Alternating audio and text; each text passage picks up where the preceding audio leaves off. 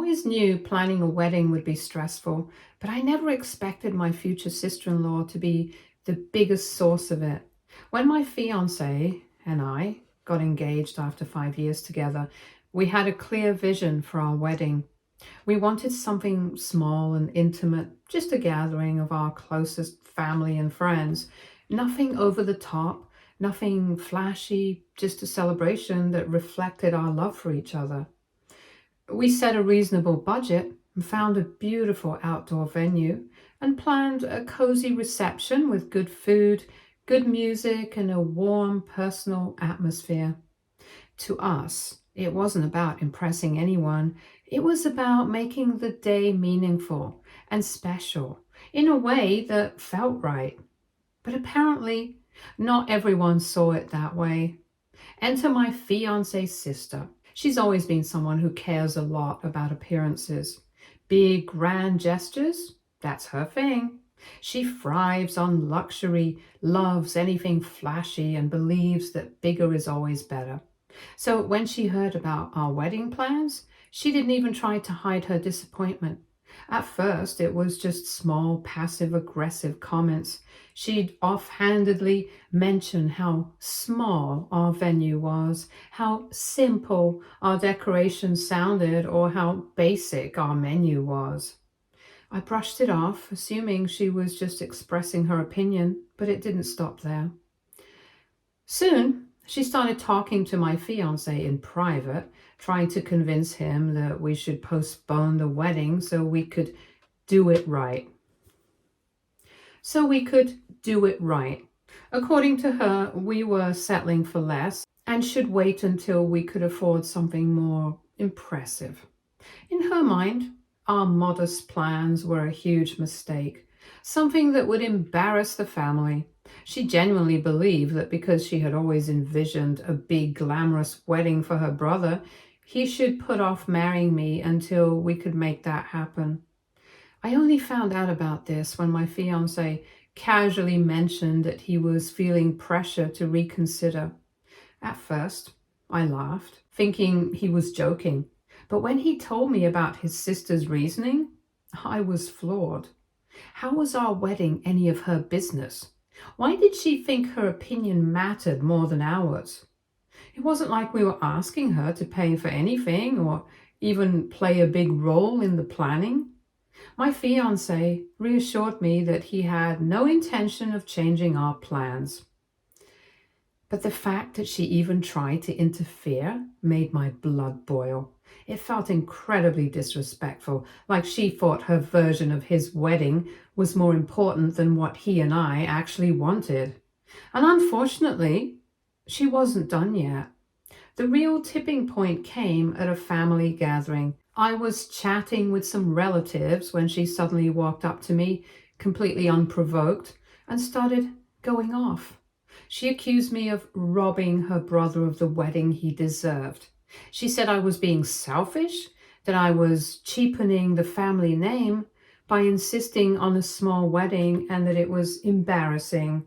She made it sound like I was forcing my fiancé into a sad, low-budget event against his will.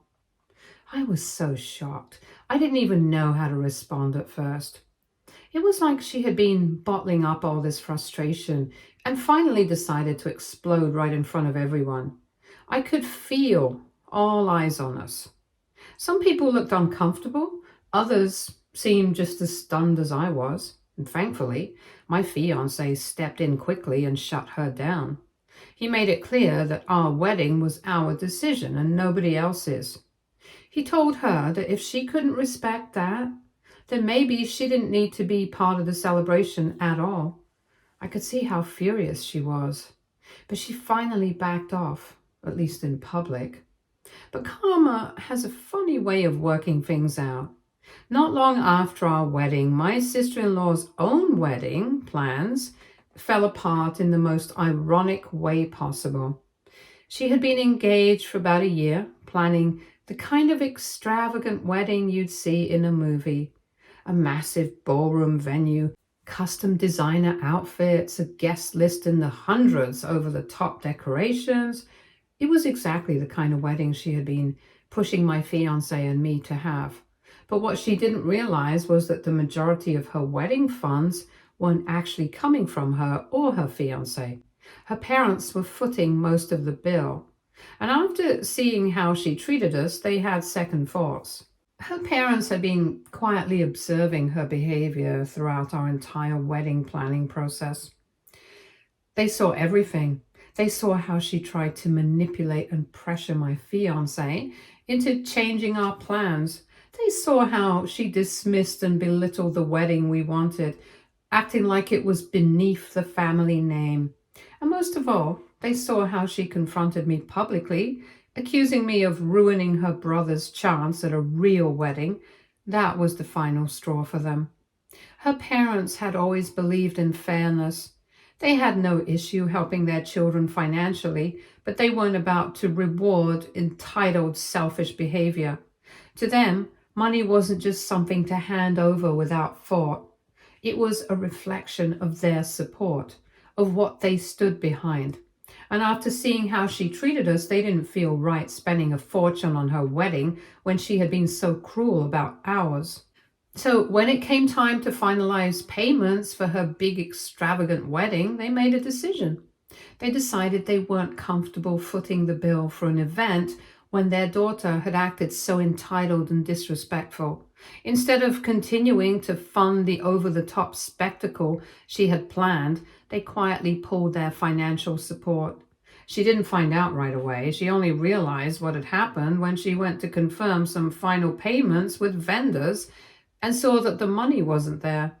Panic set in immediately. She called her parents completely frantic, demanding to know what was going on. And that's when they told her straight up they weren't paying for her wedding anymore. She was stunned. At first, she thought there had to be some kind of mistake.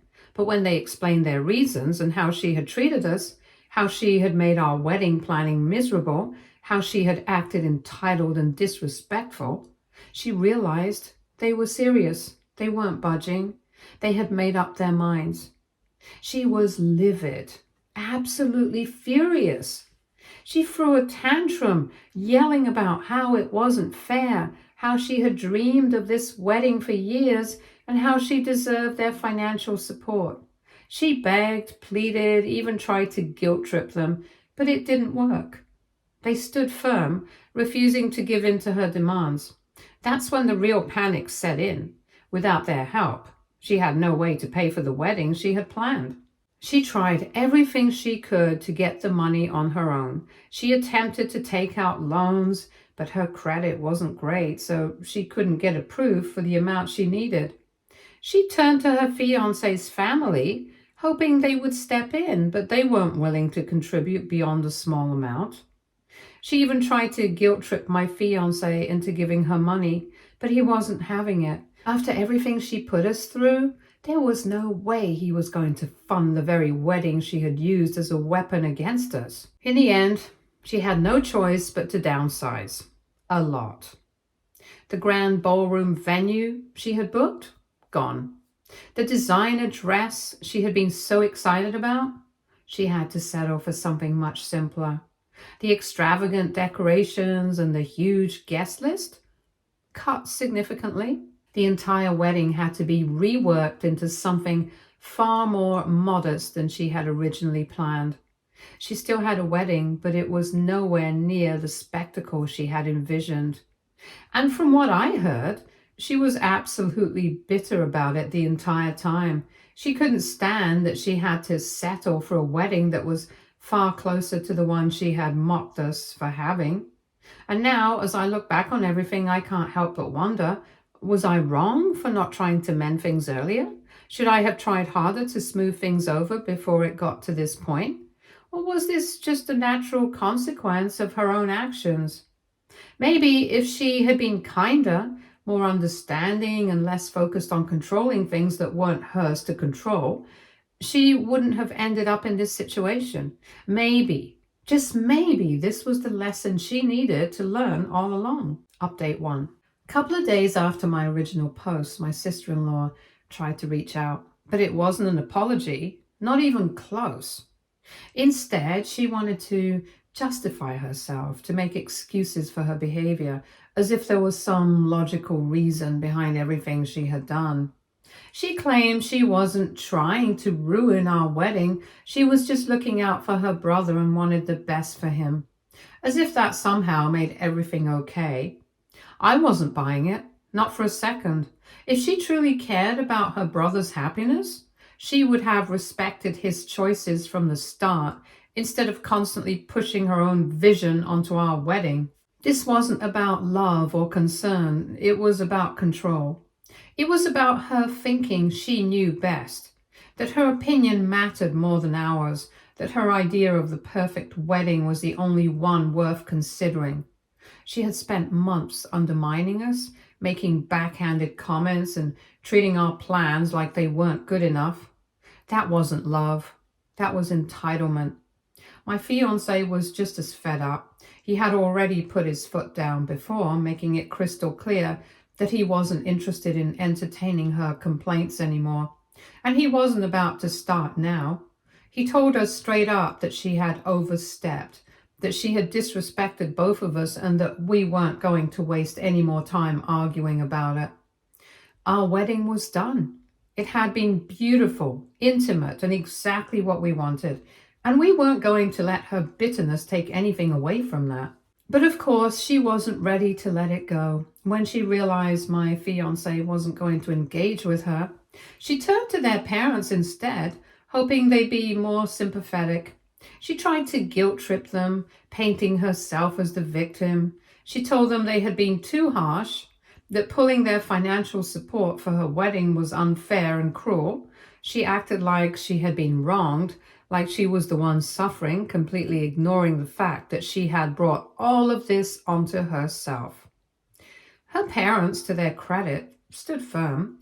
They weren't about to be manipulated by crocodile tears. They calmly told her that their decision wasn't made out of anger or punishment. It was made out of principle. They had seen the way she treated us. They had seen her selfishness, her entitlement, her complete disregard for anyone's feelings but her own. And they simply couldn't, in good conscience, reward that kind of behavior. They reminded her that she had plenty of chances to be supportive, plenty of opportunities to respect our choices and act with kindness. But instead, she had chosen to be judgmental, manipulative, and downright rude. And now she was dealing with the consequences of her own decisions. What's crazy is that even after all this, she still saw herself as the victim. In her mind, she hadn't done anything wrong. She genuinely believed she was just being a caring sister, looking out for her brother, and she couldn't understand why people weren't taking her side. It was almost like she had convinced herself that she was the only one who knew what was best, and the rest of us were just being unreasonable. But the reality was, she hadn't been looking out for my fiancé. She had been trying to control him. She hadn't been concerned about his happiness. She had been concerned about her own vision of what his wedding should be. And when things didn't go her way, she played the victim instead of taking a hard look at her own actions. In a last-ditch attempt to shift the narrative, she started reaching out to extended family members, trying to turn them against us. She spun the story to make herself look like the one who had been wronged. According to her, we had overreacted, shut her out over a difference of opinion, and punished her for simply speaking her mind. She framed it as if we had been unfair, as if we had blown everything out of proportion just because she had a different perspective. But at that point, most of the family had already seen her behavior firsthand. They had watched as she tried to take over our wedding planning, disregarded our choices, and threw a tantrum when she didn't get her way. It wasn't just our word against hers. People had witnessed it, and they weren't falling for her act. While a few relatives were sympathetic and felt bad that her wedding had to be scaled down, the majority saw the situation for what it really was. Of course, there was still a couple of people who thought we should be the ones to reach out and be the bigger people. They suggested that since our wedding had already happened and her extravagant plans had fallen through, There was no harm in trying to mend things. They thought that letting go of the drama and making peace would be the right thing to do. But honestly, I wasn't feeling it. Not after everything she had put us through. Because at the end of the day, it wasn't just about the wedding anymore. It was about respect, about boundaries, about the fact that she had never once acknowledged how hurtful her actions were. If she had come to us with genuine remorse, if she had owned up to her behavior and admitted that she was wrong, maybe things would have been different. But she didn't. She never apologized. She never took responsibility.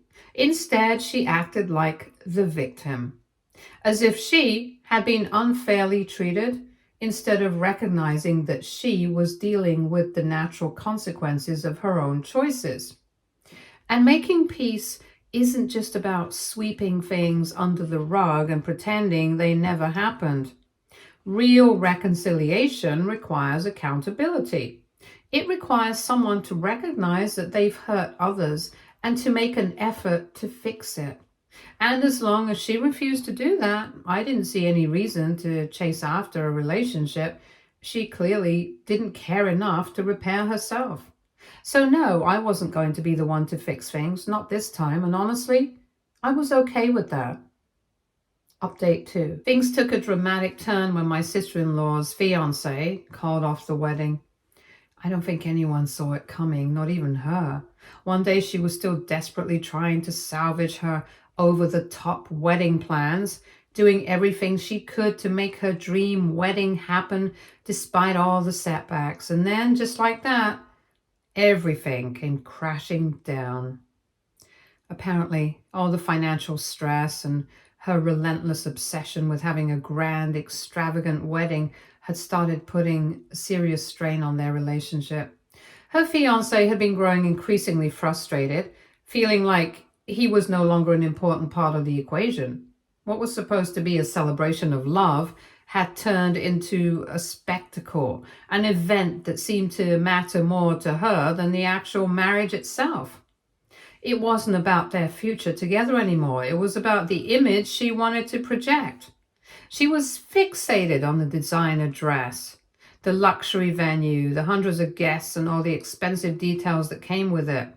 But what she failed to realize was that a wedding is just one day. A marriage is supposed to be for life.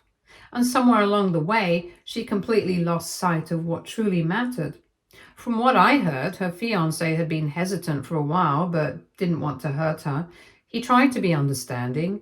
He tried to compromise. I honestly didn't expect things to escalate this much. I thought that after some time, she'd calm down, reflect on everything, and eventually accept the situation for what it was. But instead of taking a step back and reevaluating her actions, she doubled down on her victim narrative. She refused to take any responsibility and instead painted herself as someone who had been wronged by everyone around her. To make matters worse, she took to social media to air out all her grievances in the most dramatic way possible. She made a long emotional post about how her family turned their backs on her and how she was left completely alone in her time of need. She left out every crucial detail, of course. She didn't mention how she had belittled our choices, manipulated my fiancé, or treated our parents like an unlimited ATM. She didn't mention how her fiancé had tried to work with her and how she refused to budge. Instead, she framed it as though she had been cruelly abandoned by the people she trusted the most. And the wildest part? Some people actually bought it. A few distant relatives and acquaintances who didn't know the full story started commenting with messages of support, telling her she deserved better and that they couldn't believe her family would betray her like that. She lapped it up, responding with vague comments about how she never expected this and just wanted to be happy. But she didn't stop there. She started sharing cryptic, passive-aggressive posts, things like, "Some people show their true colors when you need them most," and "It's sad when family lets you down."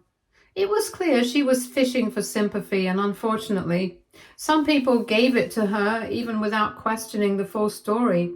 It was frustrating to watch because we knew the truth. We knew she wasn't some abandoned, heartbroken woman just trying to find her way. She was someone who had created this mess entirely on her own and was now desperate to shift the blame onto anyone but herself. The rest of us, the ones who actually knew what had gone down, just shook our heads. At this point, it wasn't even surprising anymore. She wasn't interested in the truth. She just wanted sympathy. And if that meant twisting the story to make herself look like the victim, then that's exactly what she was going to do. I briefly considered addressing it, maybe even posting my own side of the story, but in the end, I decided against it. The people who mattered already knew the truth, and the people who blindly believed her sob story, they weren't worth my energy. I wasn't going to get dragged into a social media war just to defend myself against someone who refused to see reality. If she wanted to play the victim, that was on her, but I wasn't going to be part of her performance. Update 3. My sister-in-law has gone full no contact with almost everyone. After everything that happened, she decided to move out of state, claiming she needed a fresh start. She packed up her things, quit her job, and left without much of a goodbye. She cut off nearly all communication with her family, barely speaking to anyone anymore, not even her parents. It's like she completely erased herself from our lives, and honestly, I think that's exactly what she wanted. She lost both her wedding and her relationship, and instead of reflecting on what went wrong, she chose to run from it. It's easier to blame everyone else than to admit that she might have played a role in her own downfall. In her mind, she's still the victim, the woman who was unfairly treated, abandoned by her family, and left to rebuild on her own. But the reality is, she created this mess for herself. She made her choices and disregarded everyone's feelings but her own, and now she's dealing with the natural consequences of that behavior. My husband hasn't spoken to her since she left, and at this point, he has no intention of reaching out.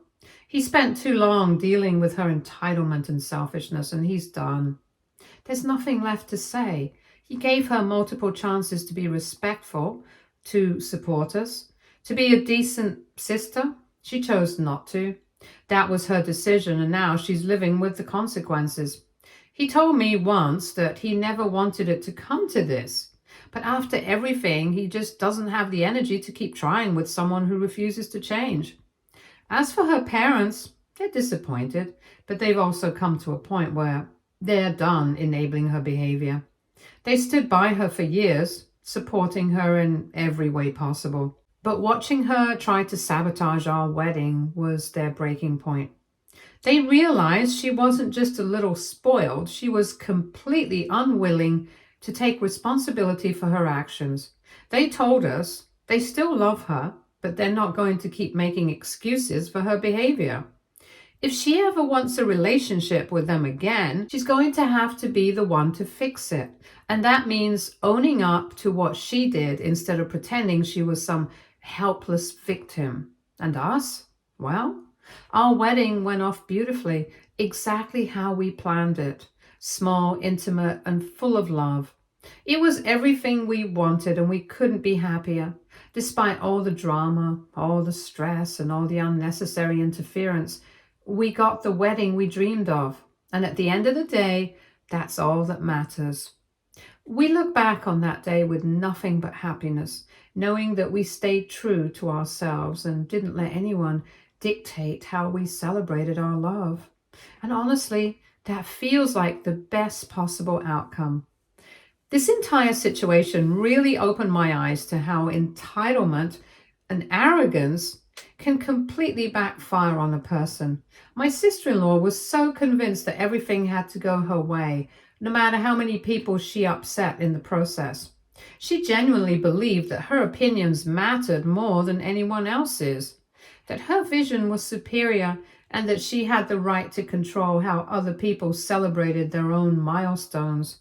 But the truth is, life doesn't work like that. You can't treat people like puppets, forcing them to bend to your will and expect to come out unscathed.